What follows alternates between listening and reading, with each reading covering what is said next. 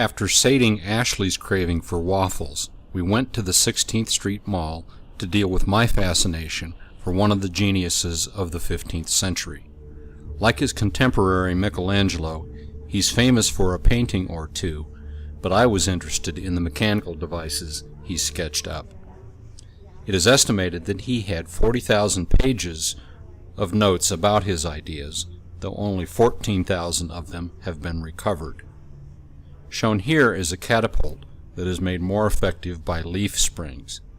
It was never built during his time, but has been constructed from his sketches. War among the different regions of Italy was popular in the 15th century, so patrons that would hire Da Vinci often asked him to plan weapons. This was a gun turret to go on ships.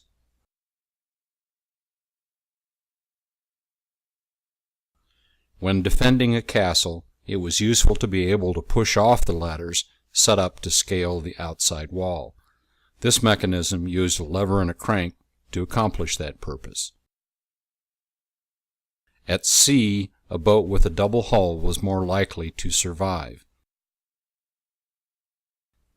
No adequate power source was available to make this work.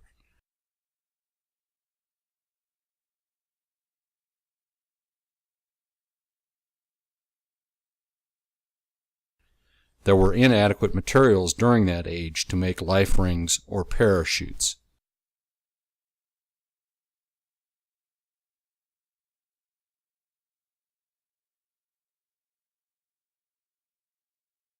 The Renaissance man also drew up a simple hang glider and worked on effective structure for an artificial wing.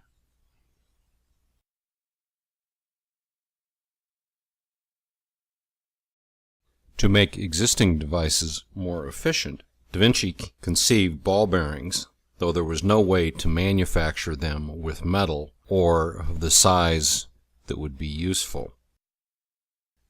He also came up with gears, showing a way to change speed and direction of rotation. He sketched up a worm gear, which has the property of being able to hold a weight once it has been raised. This simple device squeezes harder the heavier the weight being held. He also worked at making cranes more efficient and safer. This is a lightweight mechanism for transmitting power over distances, though he didn't have the metalworking technology to actually build a chain. He actually had many of the pieces to make an effective bicycle. These simple H-shaped pieces could be combined to make a portable bridge for soldiers.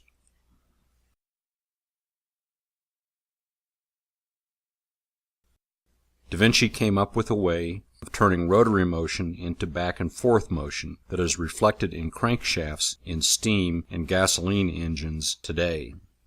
To manufacture goods, he set up this cam and hammer driven by a crank.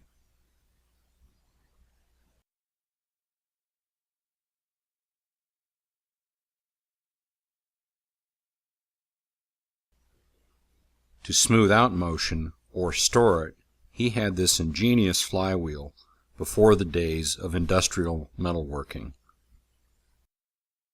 Thank you so much for joining at the DaVinci Machines exhibition. Thank you for coming.